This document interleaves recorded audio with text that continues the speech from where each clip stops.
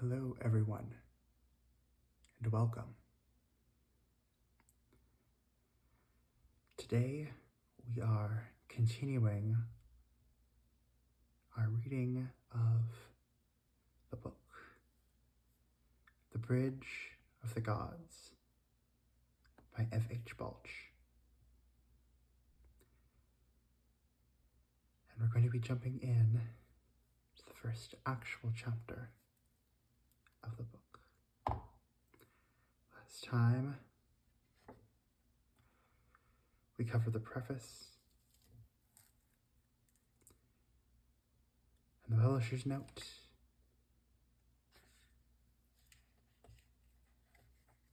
and the table of contents to introduce the book to us.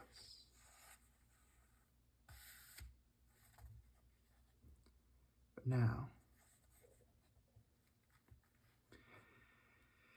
we are going to actually begin the first book and the first chapter of the actual text of the book.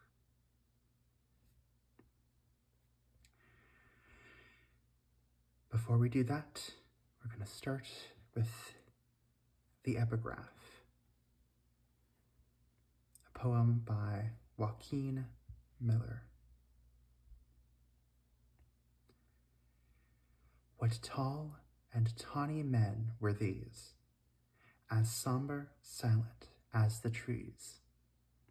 They moved along, and sad some way, with tempered sadness ever they. Yet not with sorrow born of fear, the shadows of their destinies they saw approaching year by year, and murmured not. They turned to death as to a sleep, and died with eager hands held out, to reaching hands beyond the deep. And died with choicest bow at hand, and quiver full and arrow drawn, for use when sweet tomorrow's dawn should wake them in the spirit land.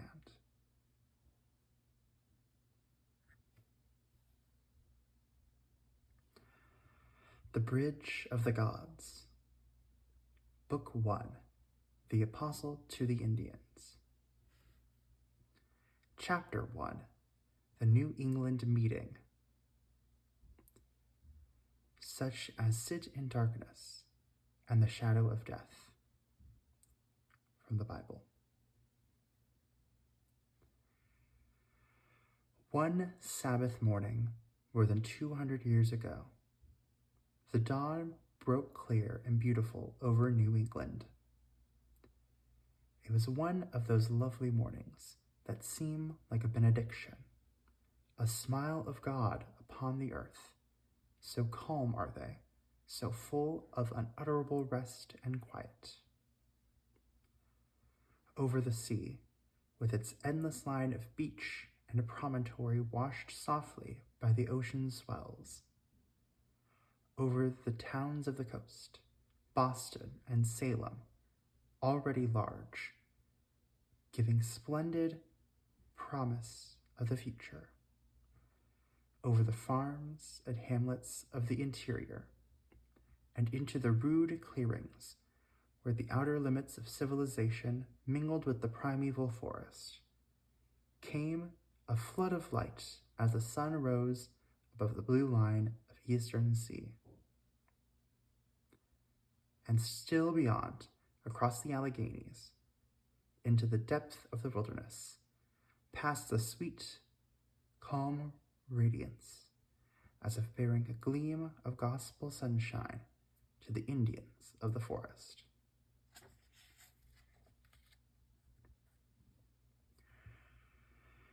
Nowhere did the Sunday seem more peaceful than in a sheltered valley in Massachusetts. Beautiful indeed were the thrifty orchards, the rustic farmhouses, the meadows where the charred stumps that marked the last clearing were festooned with running vines, the fields green with Indian corn, and around all the sweeps of hills dark with the ancient wood. Even the grim, unpainted meeting house on the hill, which was wont to look the very personification of the rigid Calvinistic theology preached within it, seemed a little less bare and forbidding on that sweet June Sabbath. As the hour for morning service drew near, the drummer took his accustomed stand before the church and began to thunder forth his summons, a summons not unfitting those stern Puritans whose idea of religion was that of a lifelong warfare against the world, the flesh, and the devil. Soon the people began to gather, grave men and women dressed in the sober-colored garb of the day, and little children clad in their Sunday best, undergoing the awful process of going to meeting. Yet some of them, at least, looking at the cool, shadowed wood as they passed, and thinking how pleasant it would be to hunt berries or birds' nest in those sylvan retreats instead of listening to a 2 hours sermon, under imminent danger of perdition if they went to sleep. For in such seductive guise did the evil one tempt the souls of these young Puritans. Solemn of visage and garb were the groups, although here and there the gleam of a bit of ribbon at the throat of some young maiden, or a bonnet tastefully adorned, showed that the world, the flesh, and the devil were not yet wholly subdued among them. As the audience filed through the open door, the men and women divided, the former taking one side of the house, the latter the other, the aisle forming a dividing line between them. The floor was uncarpeted, the walls bare, the pulpit undraped, and upon it the hourglass stood beside the open Bible. Anything more stiff and barren than the interior of the meeting house it would be difficult to find. An unwonted stir breaks the silence and solemnity of the waiting congregation as an official party enters. It is the governor of the colony and his staff, who are making a tour of the province and have stopped over Sunday in the little frontier settlement. For although the governor is an august man, even he may not presume to travel on the Sabbath in this land of the Puritans. The newcomers are richly dressed. There is something heavy, massive, and splendid in their garb, especially in the governor's. He is a stately, military-looking man, and wears his ample vestments, his embroidered gloves, his lace and ruffles, with a magisterial air.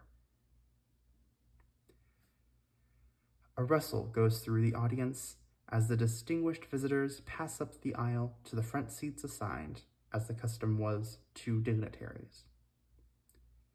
Young people steal curious glances at them. Children turn around in their seats to stare, provoking diverse shakes of the head from their elders, and in one instance the boxing of an ear, at which the culprit sets up a smothering howl, is ignominiously shaken, and sits swelling and choking with indignant grief during the remainder of the service.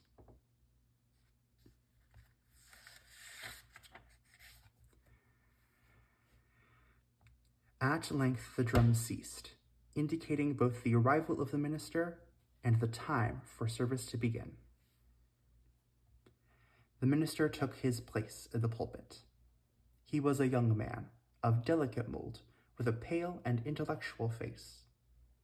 Exquisite sensitiveness was in the large gray eyes, the white brow, the delicate lips, the long, slender fingers. Yet will and energy and command were in them all.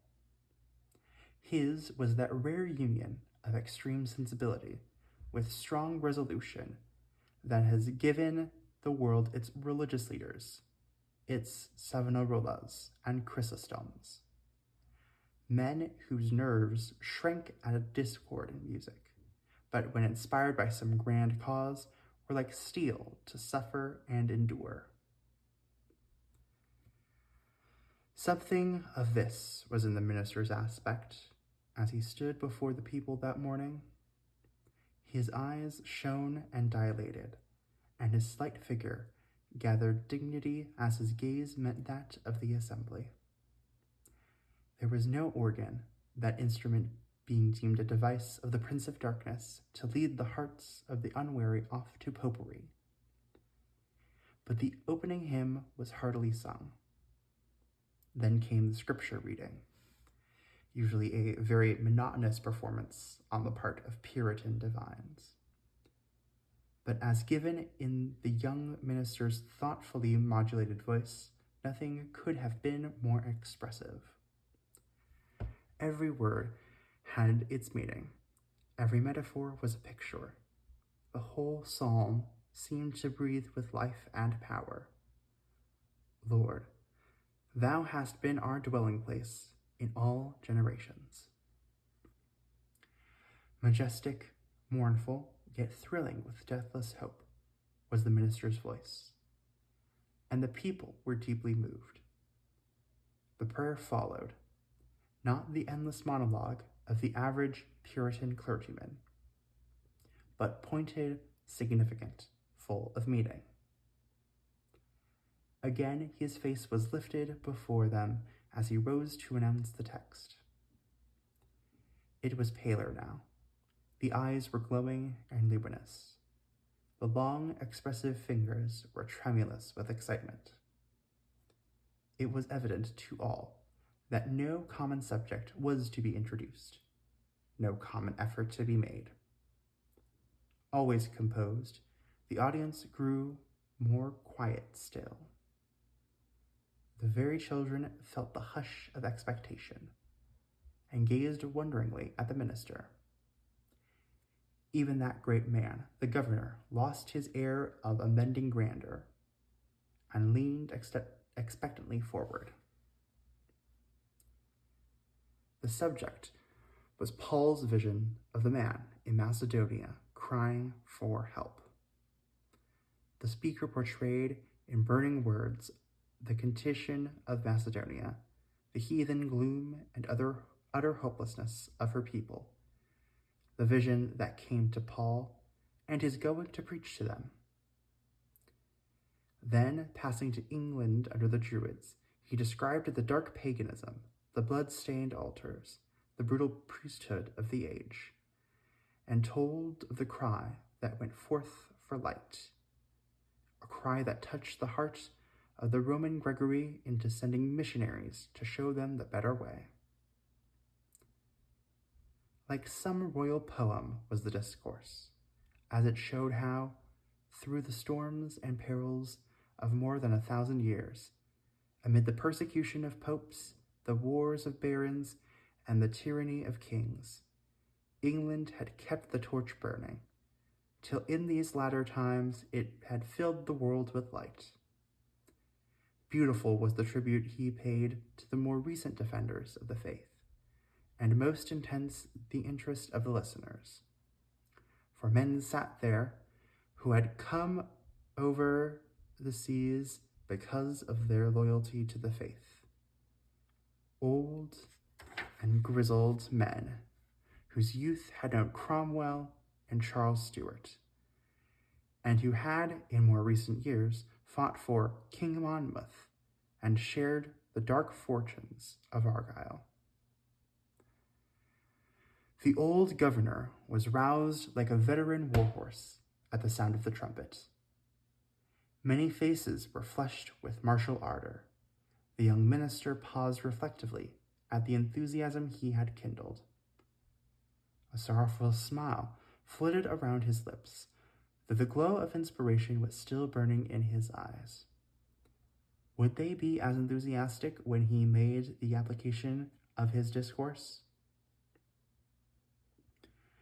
And yet England, yea, even New England, was false, disloyal. She had but half kept the faith. When the cry of pagan England had gone forth for light, it had been heard, the light had been given. But now in her day of illumination, when the Macedonian cry came to her, she closed her ears and listened not. On her skirts was the blood of the souls of men, and at the last day the wail of the heathen, as they went down into the gulf of flame, would bear witness against her. Grave and impassioned, with an undertone of warning and sorrow, rang the voice of the minister, and the hearts of the people were shaken as though a prophet were speaking. Out from the forests around us come the cry of heathen folk, and ye will not listen. Ye have the light, and they perish in darkness and go down to the pit. Generation after generation has grown up here in forest and mountain, and has lived and died without God and without hope. Generation has followed generation, stumbling blindly downward to the dust like the brutes that perish. And now their children, bound in iron and sitting under the shadow of death, reach out their hands from the wilderness with a blind cry for you to you for help. Will ye hear? He lifted his hands to them as he spoke. There was infinite pathos in his voice. For a moment it seemed as if all the wild people of the wilderness were pleading through him for light. Tears were in many eyes. Yet in spite of the wonderful power of his oratory, there were faces that grew stern as he spoke. For only a few years had passed since the Pequod War, and the feeling against the Indians was bitter. The governor now sat erect and indignant. Strong and vehement was the minister's plea for missionaries to be sent to the Indians.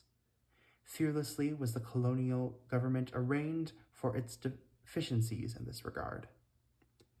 And the sands in the hourglass were almost run out when the sermon was concluded, and the minister sank flushed and exhausted into his seat. The closing psalm was sung, and the audience was dismissed. Slow and lingering were the words of the benediction, as if the preacher were conscious of defeat and longed to plead still further with his people. Then the gathering broke up, the congregation filing out with the same solemnity that had marked the entrance. But when the open air was reached, the pent-up excitement burst forth in a general murmur of comment. "A good man," remarked the governor to his staff, "but young, quite young," and they smiled approvingly at the grim irony of the tone. "Our pastor is a fine speaker," said another. "But why would he bring such unpleasant things into the pulpit? A good doctrinal sermon now would have strengthened our faith and edified us all." "Aye, a sermon on the errors of episcopacy, for instance." "Such talk makes me angry," growled a third. "Missionaries for the Indians, when the bones of the good folk they have killed are yet bleaching amid the ashes of their cabins. Missionaries for those red demons, and had it been powder and shot for them, it had been a righteous sermon." So the murmur of disapprobation went on among those slowly dispersing groups who dreaded and hated the Indian, with an intensity such as we now can hardly realize. And among them came the minister, pale and downcast, realizing that he had dashed himself in vain, against the stern prejudice of his people and his age.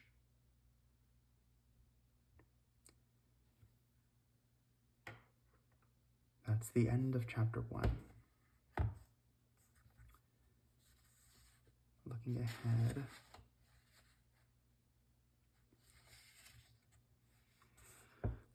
ahead. Let's continue with chapter 2.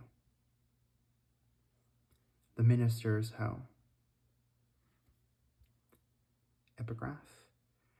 Sore have I painted at the sun's decline, to pass with him into the crimson west, and see the peoples of the evening.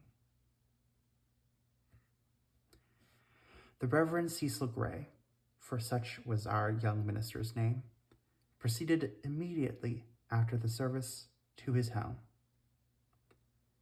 Before we cross its threshold with him, let us pause for a moment to look back over his past life. Born in New England, he first received from his father, who was a fine scholar, a careful home training, and was then sent to England to complete his education. At Magdalen College, Oxford, he spent 6 years. Time passed very happily with him in the quiet cloisters of that most beautiful of English colleges, with its memories of Pole and Rupert and the more courtly traditions of the state that Richard and Edward had held there. But when, in 1687, James II attempted to trample on the privileges of the fellows and force upon them a popish president, Cecil was one of those who made the famous protest against it. And when protests availed nothing, he left Oxford, as also did a number of others. Returning to America, he was appointed pastor of a New England church, becoming one of the many who carried the flower of scholarship and eloquence into the bleak wilds of the New World. Restless, sensitive, ardent, he was a man to whom a settled pastorate was impossible. Daring enterprises, great undertakings of a religious nature, yet full of peril, were the things for which he was naturally fitted. And amid the monotonous routine of parish duties, he longed for greater activity. 2 centuries later, he might have become distinguished as a revivalist or as a champion of new and startling views of theology. Earlier, he might have been a reformer, a follower of Luther or Loyola. As it was, he was out of his sphere. But for a time, the Reverend Mr. Grey tried hard to mold himself to his new work. He went with anxious fidelity through all the labors of the country pastorate. He visited and prayed with the sick. He read the Bible to the old and dim-sighted. He tried to reconcile petty quarrels. He wrestled with his own discontent and strove hard to grind down all the aspirations of his nature and shut out the larger horizon of life. And for a time he was successful. But during it, he was induced to take a very fatal step.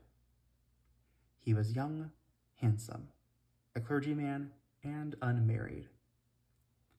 Now, a young unmarried minister is preeminently one of sorrows and acquainted with grief.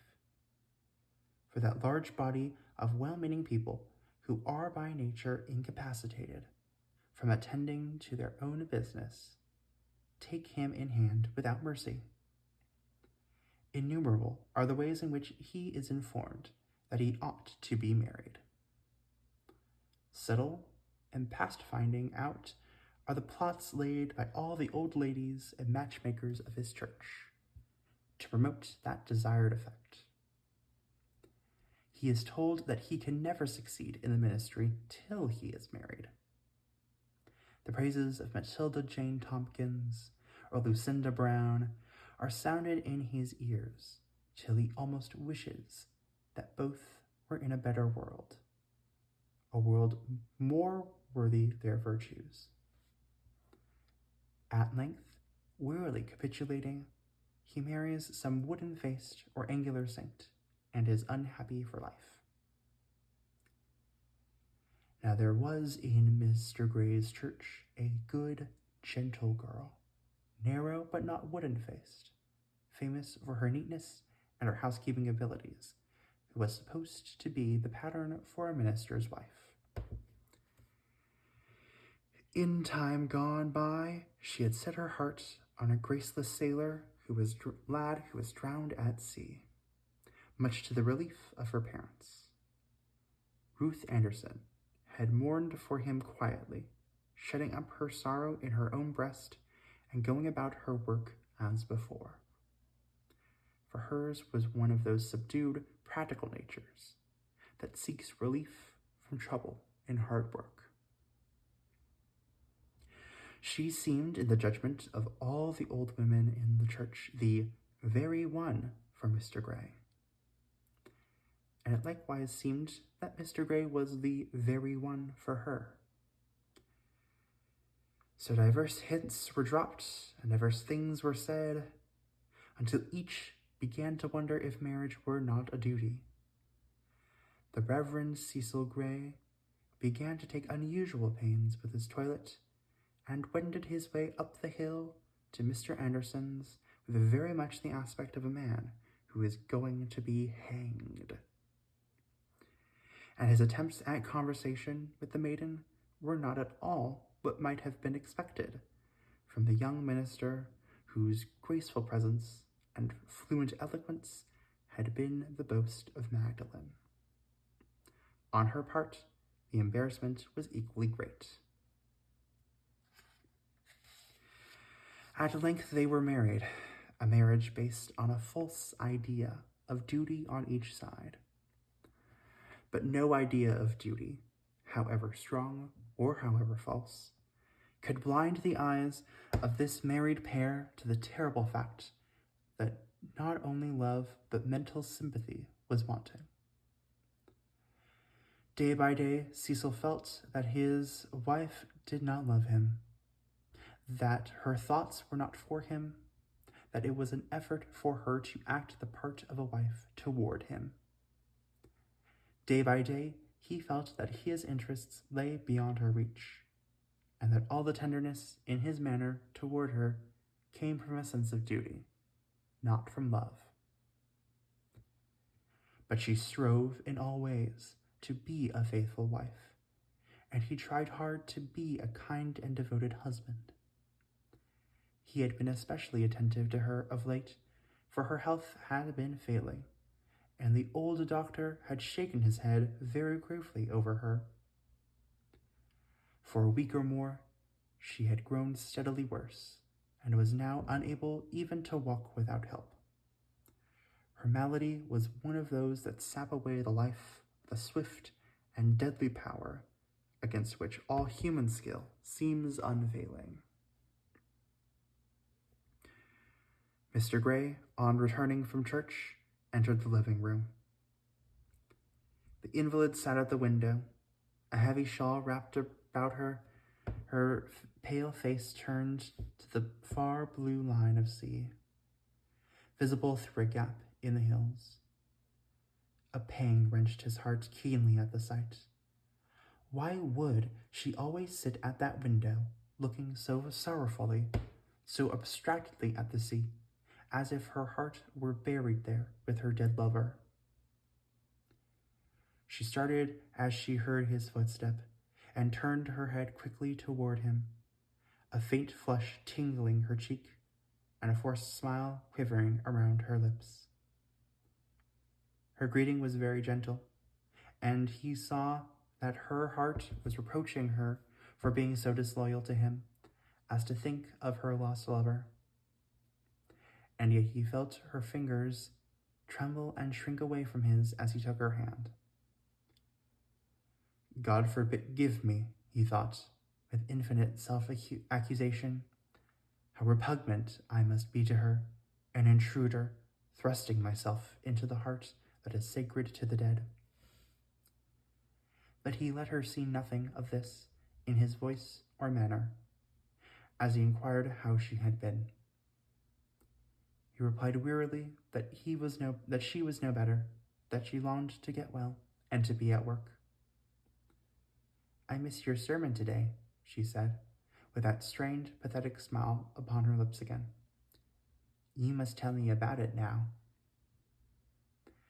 He drew his chair to her side and began to give an outline of the sermon. She listened, but it was with forced attention, without sympathy, without in the least entering into the spirit of what he was saying. It pained him. He knew that her nature was so narrow, so conventional, that it was impossible for her to comprehend his grand scheme of Indian evangelization. But he checked his impatience and gave her a full synopsis of the discourse. "It is useless. They cannot understand. A whole race is perishing around them, and they will not put forth a hand save to mistreat a Quaker or throw a stone at a churchman.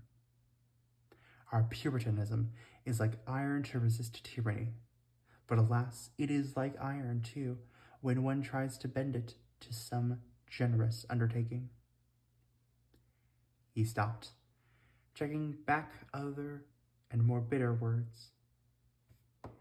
All his soul rose up in revolt against the prejudice by which he was surrounded. Then Ruth spoke timidly. "Seeing that it is so, would it not be best to let this missionary subject go, and preach on practical everyday matters? I am not wise in these teachings, I know, but would it not be better to preach on common subjects, showing us how we ought to live from day to day, than to discourse on those larger things that the people do not understand?" His face darkened, though not angrily. This was the same prejudice he had just encountered in the meeting house, though in a different form. He arose and paced back and forth with quick, impatient steps. Then he came and stood before her with folded arms and resolute face. "Ruth, I have tried that so often, tried it with prayers and tears, but it is utterly impossible. I cannot bring myself to it. You know what the physicians say of my disease of the heart, that my life may be very short, and I want it to be noble. I want to live for the greatest possibilities within my reach. I want to set some great work in motion that will light up thousands of darkened lives, yea, and grow in might and power even after my lips are sealed in death." The little figure on the chair moved uneasily under his animated, though kindly gaze. "I do not comprehend you. I think the best work is to do what God gives us to do, and to do it well. To me, he has given to labor in caring for the house." There was a patient weariness in her tone that did not escape Cecil. "To you he has given the duties of a pastor, to strengthen the weak, cheer the sorrowing, comfort the old. Is it not better to do those things faithfully than to spend our time longing for some more ideal work not given us?" "But suppose the ideal work is given. Suppose a man is called to proclaim new truths and be the leader in a new reform. For him, the quiet pastorate is impossible. Nay, were it possible, it would be wrong. For would he not be keeping back the message God has given him? He would be one called to a work, yet entering not upon it. And upon him would come the curse that fell on the unfaithful prophets of old." All the gloom of the theology of his age was on him as he spoke. Refined and poetic as was his nature, it was thoroughly imbued with the Calvinism of early New England. She lifted her hand wearily and passed it over her aching brow. I do not know, she said. I have never thought of such things, only it seems to me that God knew best when he gave us our lots in life. Surely wherever we find ourselves, there he intended us to be, and there we should patiently work, leaving our higher aspirations to his will. Is not the ideal life, after all, the one that is kindest and humblest? But Ruth, replied the minister sadly, while the work you describe is certainly noble, I have yet felt for a long time that it is not what God calls me to. Day after day, night after night, I think of the wild races that roam the forests of the West, of which no man knows the end. Sometimes I think that I am called to stand before the rulers of the colony and plead that missionaries be sent to the Indians. Sometimes I feel that I am called to go and preach to them myself.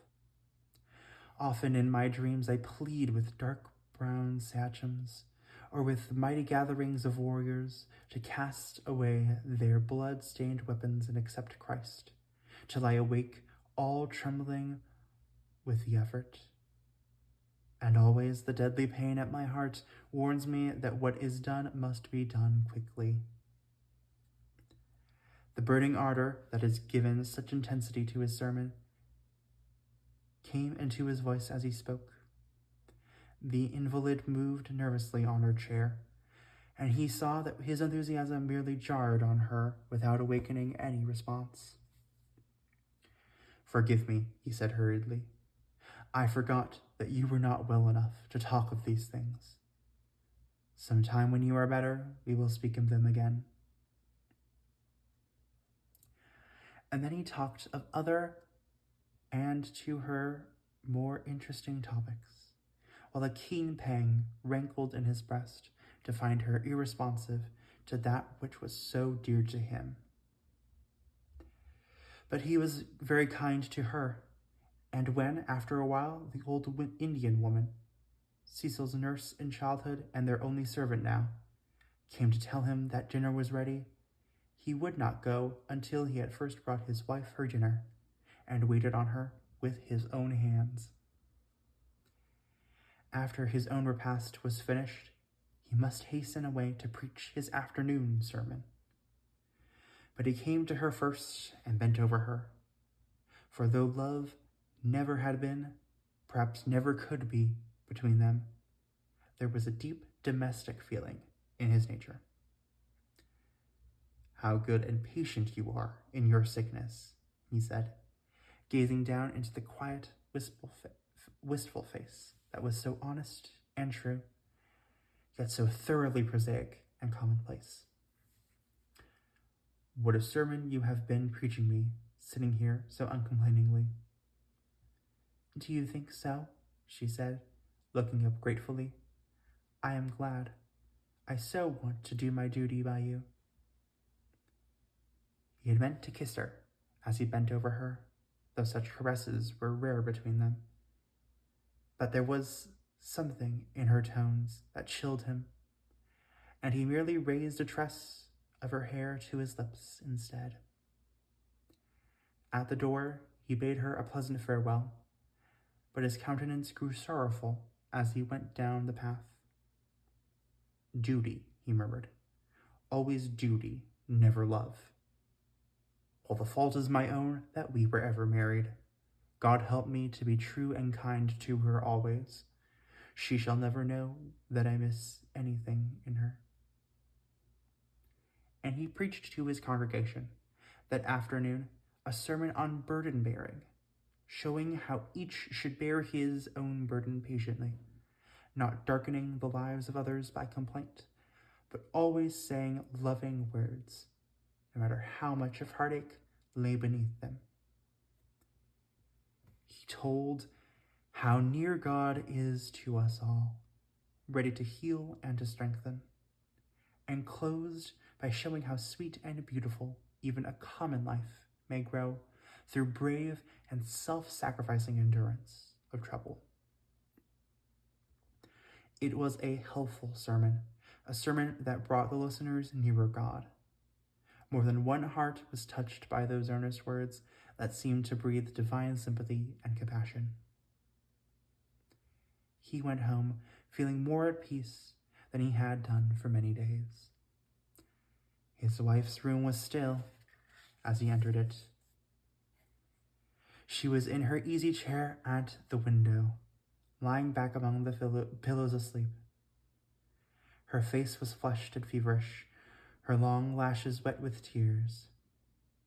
The wraps had fallen away from her, and he stooped over to replace them. As he did, so her lips moved in her half-delirious slumber, and she murmured some name sounding like his own. A wild throb of joy thrilled through him, and he bent closer to listen. Again she spoke the name, spoke it sorrowfully, longingly. It was the name of her lover, drowned at sea. The long, nervous fingers that held the half-drawn wraps shook convulsively, as with acute pain, then drew the coverings gently around her. God help her, he murmured, as he turned softly away, his eyes filling with tears for her sorrow, rather than his own.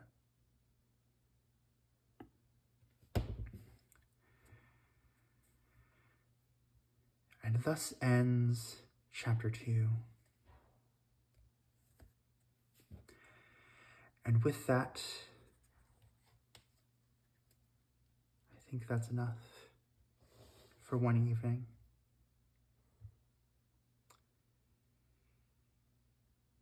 For the next time, we will continue with chapter 3, continuing Cecil's life journey in New England, and eventually starting him down his path to Oregon country.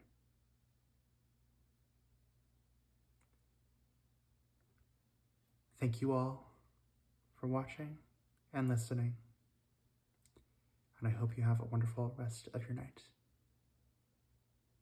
Thank you.